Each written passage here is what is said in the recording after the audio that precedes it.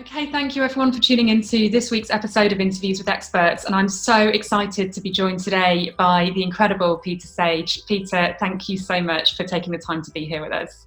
No, absolute pleasure. I'm really looking forward to our chat. Yeah, me too. In the course of the episode, I've got the feeling that this is going to be the kind of conversation that I could sit and be a part of all day. So we're just going to cover the absolute best bits in the next sort of 15 to 20 minutes. To introduce you to everyone, for those of you who don't already know Peter, he has one of the most incredible stories I think I've perhaps ever heard. And I've been introduced to Peter via another incredible entrepreneur, Stephen Green. I'm aware of Peter's work. I'm reading Peter's book, The Inside Track, which we'll talk a little bit more about in this episode. I think we just have to dive right in. I'm just going to say to people, probably the only person I think I've ever heard of who incredibly was sent to jail, to Pentonville prison. That's right, isn't it, Peter, in the UK? Yeah. Which is known for being one of the most violent prisons in the UK, without ever being accused of a crime. And you managed to walk out of there still without having a criminal record. And during that time, you wrote an incredible number of letters to your friends, family, and the public.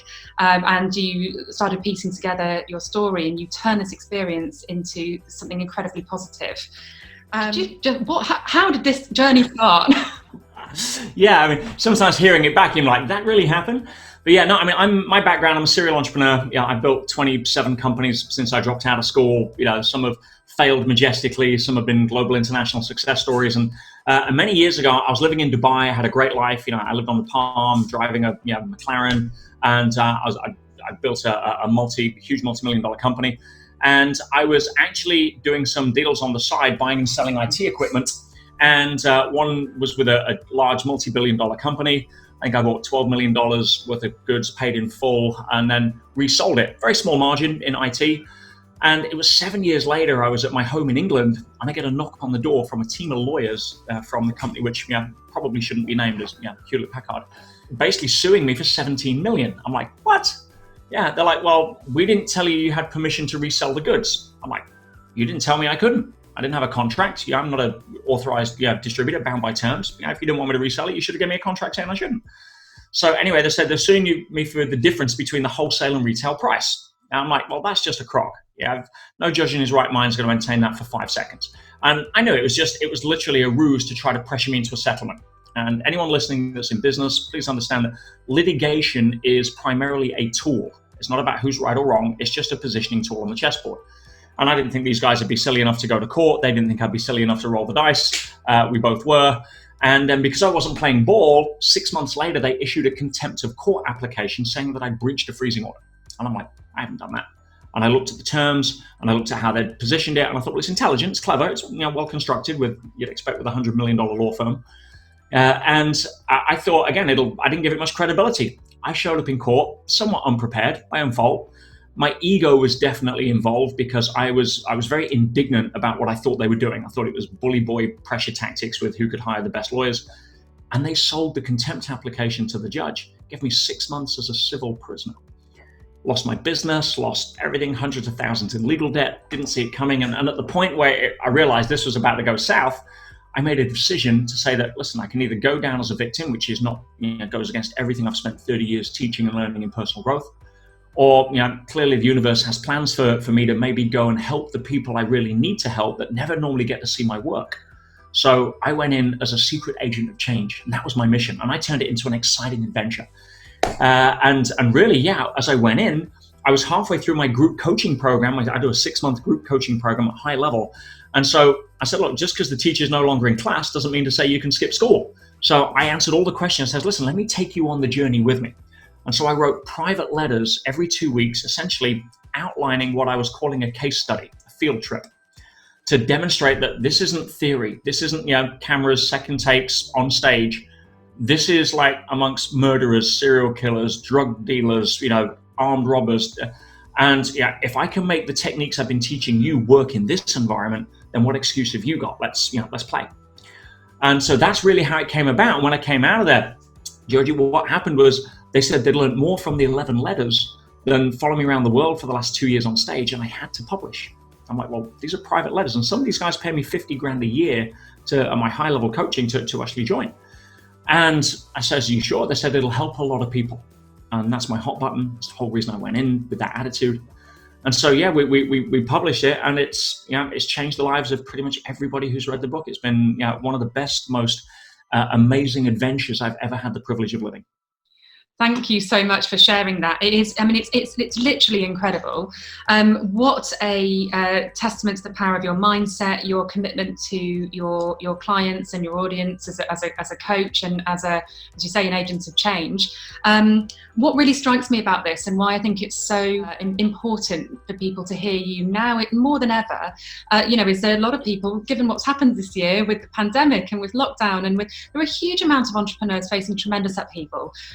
They're dealing with feelings of grief, of loss, of fear, and a lot of uncertainty. And then you also hear from a lot of entrepreneurs who are seeing this as an opportunity. They're talking about obviously recession on its way or is already here, acquisitions and all of that kind of thing. But what strikes me about your story is that you're not claiming to fall into either camp. You've transitioned from well, you were never really the victim because you wouldn't let yourself be, but you're facing that upheaval and the way that you have worked it to come out the other side in a truly incredible position. And why it was important to kind of write all of this down. Why was it important to share this so specifically? Because again, coming back to your point, yes, the book couldn't have come out at a more apt time for people, because the tagline is an inspirational guide to conquering adversity. The mindset has to be, whether you're an entrepreneur, whether you're a parent that's now struggling to pay the mortgage because you've been furloughed or laid off,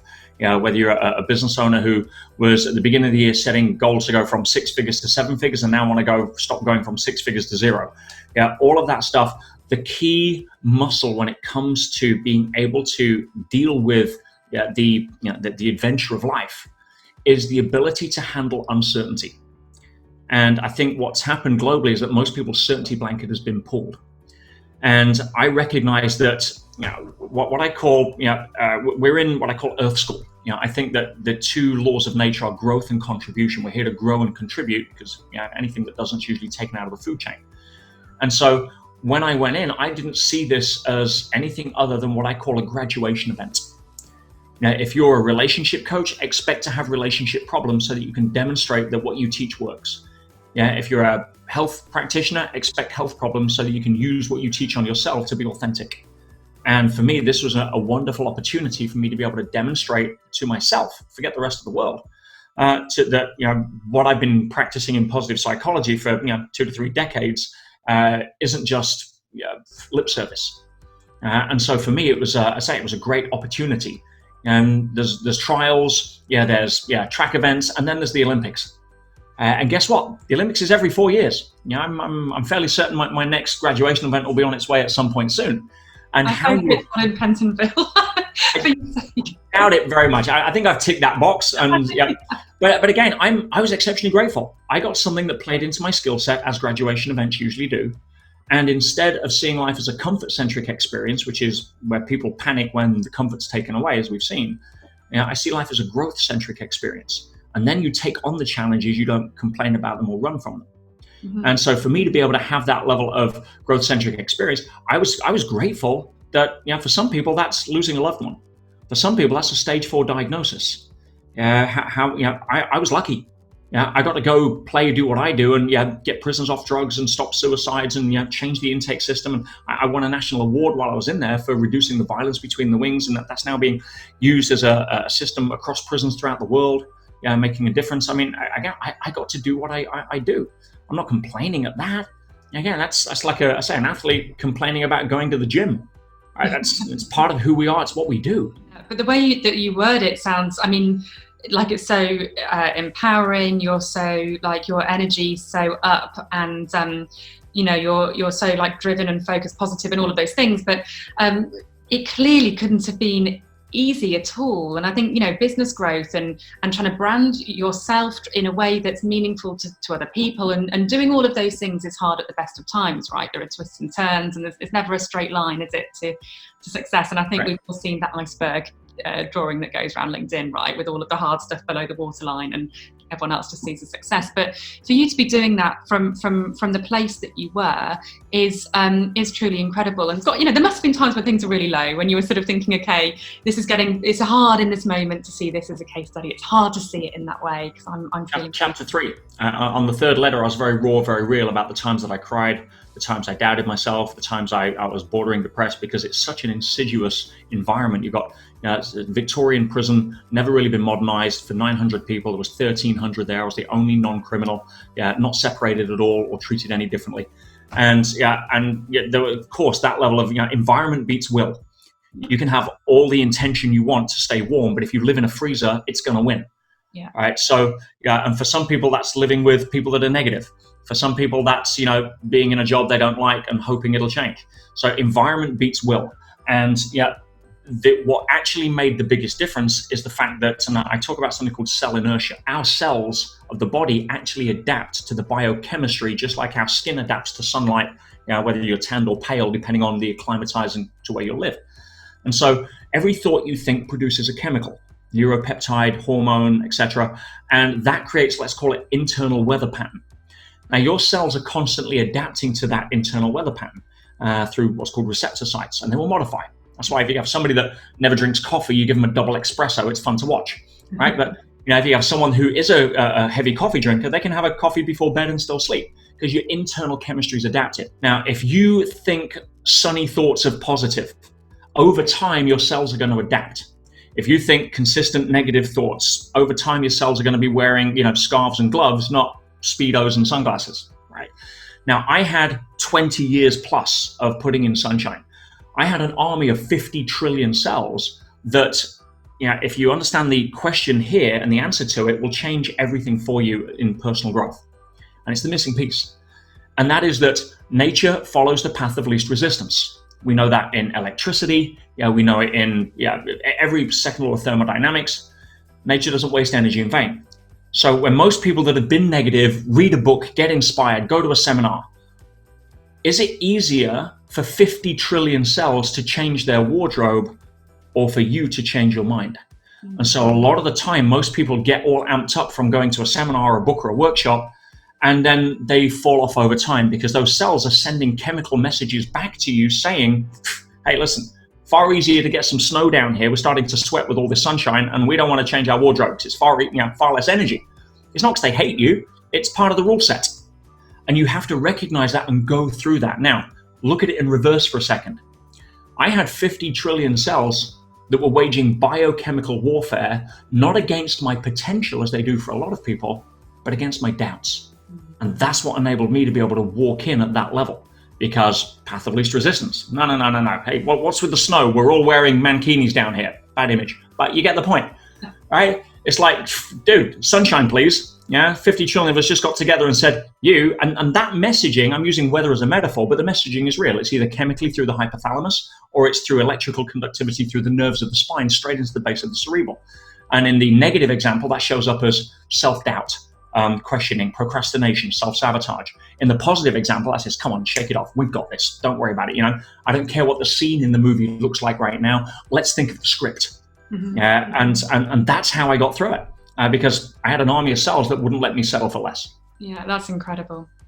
And so in terms of then the power of telling your story, obviously in terms of mindset, in terms of your understanding of the effects of how you think on your body and your feelings and your activity, that's one thing. But packaging that up and making a commitment to writing it all down, sharing some of the most painful experiences of your life, whilst also sharing this sort of knowledge that no doubt took a lot of time to amass and prepare. What have you found the sort of power of that to be? Like, what sort of response have you had from putting a book like this out there?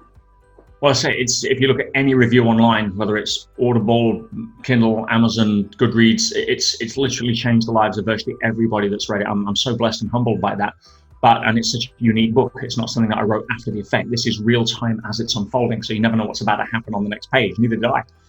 And but the issue here, and this is how it becomes real for the listeners and the watchers that are a part of this, it was authenticity. And when you're putting your message together, when you're going out to the world, if you're questioning your own worth, get off that. Stop making it about you. This wasn't about me. This was about how many people can I help? This is about, all the stuff we've been practicing. Let's see how it shows up in real life so that you can use it in your life. Because if I can do it walking into prison, missing an attempted murder by seconds in the first couple of weeks, having a psychotic cellmate that was then put into the mental health wing, threatened to smash a TV in my face. If I can handle all of that, with a smile and grace and the ability to make that work, what excuse you got when all of a sudden you're laid off? What excuse you got next time your kid comes home and says that they want to live with dad instead of mum post-divorce? There's techniques that are very specific in the book that I was laying it down. It's part journal, part how-to manual and tradecraft at the highest level, and part you couldn't make it up, but it was real. And so, but that's the point. It's about stop focusing on you and your story. I'll be upfront. 80% of the world don't care about your problems. The other 20% are glad you have them. So stop trying to come at it from a victim mentality and start focusing on asking the question, how can I use this to serve and add value? If you've got a story that was about when you were sexually abused as growing up by a malevolent stepfather, rather than get sucked into the poor me aspect of that, start focusing on how many other women or post-traumatic stress people are going to benefit from the courage that I had to show and the lessons I learned, and give them hope for being able to get through there, and focus your energy there. And this thing will unfold on its own, because it's a universal law. Power moves to those in direct proportion to their willingness to serve. And if you can own that and be authentic about it, people will relate to that. But if you try to gloss it over, put some lipstick on the pig, it's there's a disconnect. And so if you're out there, you're trying to get your story out, don't try to make it perfect. Otherwise people won't relate. That's why I said I was very open, and this was never meant for the public. I was doing this to the people that were at the highest level, that expected me to sort of half put me on a pedestal, and I explained the pedestal trap. But no, here's why I was depressed.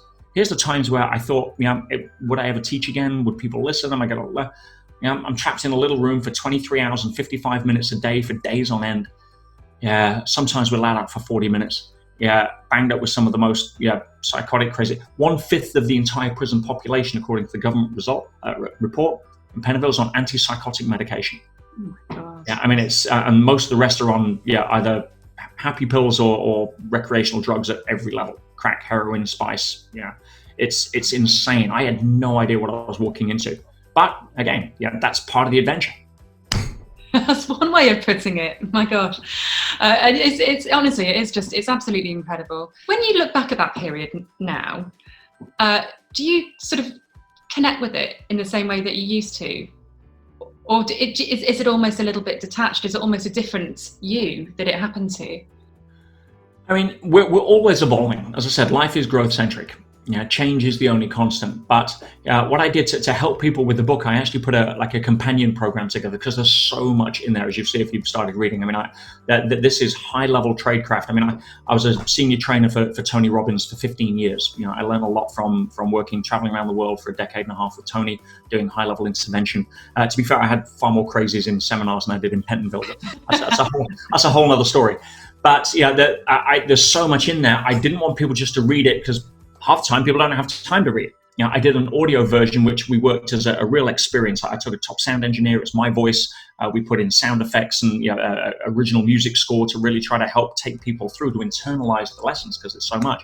But I put a companion program together for people as well, so that I could, as the author, handhold them through it to really help them understand the lessons and how to apply it in their life, not just prison. And so, for me, it was a case of really wanting to bring the value to the table to make the difference, and that's what kept my focus all the way through. It's like, okay, how can I use this to make a difference? How can I use this to serve? How can I use this to add value? And trusting something. In fact, there's an appendix in the back. You'll see one of the signs that I put up, which is the quote from Napoleon Hill: "Every adversity carries with it the seed of an equivalent or greater benefit." And I show a picture of the actual sign that I hand wrote and stuck over my cell door, which I'd read many times a day. And the challenge with most people is that they're so busy focusing on the adversity, they don't take time to water the seed. Mm-hmm. And it'll always come good. There's no straight lines in nature. Our left brain freaks out when we say, there's the path to our goals, and all of a sudden the river takes a left turn. And rather than take a shovel off your back and try and dig a channel through the bank, which is a really bad use of energy, learning how to sail with the bends, because you're not trying to control the current. You're using your energy to position yourself better in the current. And that's a big distinction for a lot of people that are trying to fight reality to make it fit their pictures, which is, usually a fast track to, a heart attack and grey hair. Yes, quite. I mean, actually, you've just that analogy you just used about sailing is just perfect. I was in a mastermind group with some fellow entrepreneurs over the last couple of days, and I heard somebody say something similar about, when you're if there's something that's kind of freaking you out, or something that's a bad situation for you, to lean, it's easy to walk up a hill when you're leaning into it rather than pulling away. And so it sounds like a similar kind of a message, but nonetheless, that mindset and your attitude has seen you through, the mother of all pivots, and sort of seen you through this incredible journey. So can you tell us a bit about how this translates to you in terms of like your business, what you do now, how you help people in that way? Yeah, certainly. I mean, one of the great things that came out of it was people realize how real I am. Yeah. Because again, talking a good talk is one thing, but take some of the motivational speakers out there or inspirational speakers and throw them in jail and see what happens. And it's you have a wonderful opportunity to demonstrate, whether you're real or not, or authentic. And again, that wasn't part of my outcome. My outcome was to how do I go help people? How do I use what I know? Luckily, I had a good tool set to be able to use. But yes, I mean, the book has won awards. It's, again, it went, I think, bestseller in 2 hours, Amazon #1 in 4 hours, sold to 23 countries on the first day, outsold 2 suppliers on the first day. And again, it's because it is so unique. I've had so many New York Times bestselling authors give me recommendation. In fact, Brian Tracy actually sent me an email this morning asking for a copy. John Assaraf, from The Secrets gave me a wonderful testimonial. John DeMartini from The Secrets just gave me a great testimonial. I've got so many people, world champions in sports, that have said it's made the difference to them. One of the top master trainers for Tony said the best book he's read in the last 10 years. I mean, it's very, very humbling. And so, from a business perspective, the position of that has given me a lot more credibility. In fact, it's funny that the best quote I heard when I came out from some of the other guys in the game, and I know some of them you've interviewed as well, because I've been around the personal growth market for quite a while. And I remember one of my friends turned around and says, "Pete, you do realize what's happening, right? But a lot of the speakers now are going to have to go to prison just to keep up with their competitive advantage." You definitely raised the bar there. Wow. Yeah, I wouldn't wish that on anybody. I mean, we'll all have our own version of doing it. One for the team there, But business-wise, again, it underscores the fact that, yes, hopefully, under pressure, I can step up and walk my talk. And that's what everyone wants. You don't want to do business with someone that you're not sure of if they're real. You want to do business with someone you think you can trust to honor who they are, and what they're teaching is battle-tested, not book-tested.